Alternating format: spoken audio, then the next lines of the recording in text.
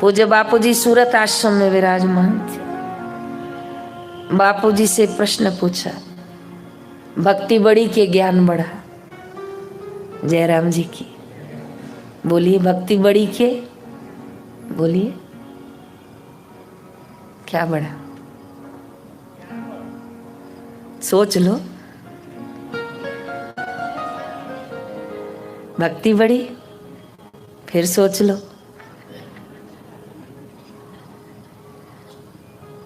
माँ बड़ी कि पिता बड़ा? फिर सोच लो, फिर सोच लो।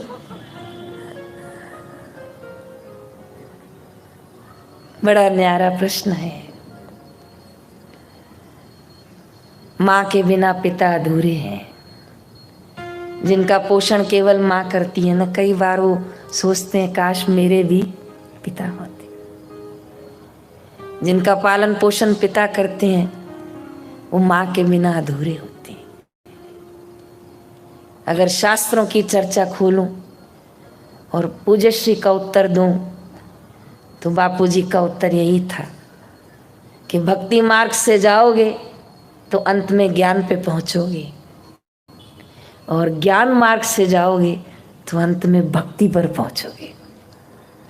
जयराम जी की ये बापूजी का उत्तर था। भक्त कभी ज्ञान के बिना नहीं रह सकता। बोलो, भक्त कभी ज्ञान के बिना और ज्ञानी कभी भक्ति के बिना नहीं रह सकता। क्या न्यारा मेल है। कोई ज्ञानी होगा और भक्ति नहीं करेगा, हो ही नहीं सकता, हो ही नहीं सकता। उसके तो रोम रोम में भक्ति छलक रही होगी। आपकी तो 2 अगरबत्ती और दिए में होगी ना, उसकी तो रोम रोम में होगी। और कोई भक्त होगा और उसके हृदय में विवेक न होगा, हो ही नहीं सकता, वो भक्त हो ही नहीं सकता। भक्त होगा तो उसके हृदय में विवेक ज्ञान जरूर होगा। बापू बोले, सबसे बड़ा भक्त कौन है? कहा, ज्ञानी सबसे बड़ा भक्त है। कहा, जैसा भगवान को वो प्रेम करता है ना, ऐसा भगवान को और कोई प्रेम नहीं करता जो ज्ञानी प्रेम करता है। जयराम जी की। और दोनों को लेके चलोगे तो एक दूसरे के पोषक हैं। सत्संग सुनो तो कितना आनंद आता है, ज्ञान पुष्ट होता है। लेकिन भजन कीर्तन न करें तो कैसे होगा भाई? चलो ना, एक भजन तो सुनाओ। जरूर, भक्ति तो चाहिए। मैं एक दिन दिल्ली गई थी, आश्रम है सीलमपुर, तो वहाँ मुझे निवास दिया था। एक माँ बेटी सुबह सुबह रक्षाबंधन के दिन आई थी, तो बताई कि मैंने उस बच्ची को बोला, वो मुझे राखी देने आई। मैंने कहा, भगवान को बांधी राखी? कहा, हाँ, मेरे भैया जो है ना वो कान्हा है। सबसे पहले उठा, उसको स्नान करवाया, अच्छे कपड़े पहनाए और उसको राखी पहनाई। तो उसकी माँ ने बोला, आज तो राखी पहनाई है, लेकिन जब इसका पेपर होता है ना तो खुलेआम उसको धमकी दे के जाती है, पास कर लेना, वरना ये जो 3 बार खाना खिलाती हूँ ना, 1 बार कर दूँगी, समझ जा तू। बहुत नए नए कपड़े पहन के बैठता है यहाँ पे। तो कहा, ऐसी धमकी देती है। हम बोलते हैं, भगवान है, तुम क्या कर रही हो? हाँ, तो भगवान है तो पास करे। तो कहा, लेकिन एक बार फेल हो गई। फेल हो गई तो दोपहर में हम सब सोए पड़े थे, कान्हा को लेके धूप में पीपल के पेड़ के नीचे छोड़ आई। 5 बजे उठे, भोग लगाने का टाइम हुआ। हमने बोला, कान्हा कहाँ है? कहा, पीपल के पेड़ के नीचे धूप खा रहा है। कहा, क्यों? तो कहा, फेल किया, थोड़ा पता तो चले इसको, फेल करने से क्या होता है, दोबारा फेल करने से पहले सोचेगा। उसकी माँ बोली, छोरी पागल है, पाप लगेगा तेरे को? इसको पाप नहीं लगेगा, सबको पास किया, मेरे को पास कर लेता तो क्या होता? खाए थोड़ी धूप, पसीना निकले, ठिकाने आ जाएगा। आज खुद ही ले आऊँगी, पर थोड़ा भी तपने दो इसको। वो सब गए, पागल, भगवान से माफ़ी मांगी, ले।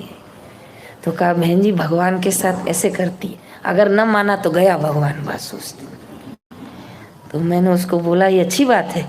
तो कहा, ये जो करता है वो अच्छी बात है, इसको कोई बोलने वाला नहीं है क्या? मैं तो बराबर की लड़ती हूँ इससे, बराबर। लेकिन मैंने देखा उसके हृदय में बहुत प्रेम था।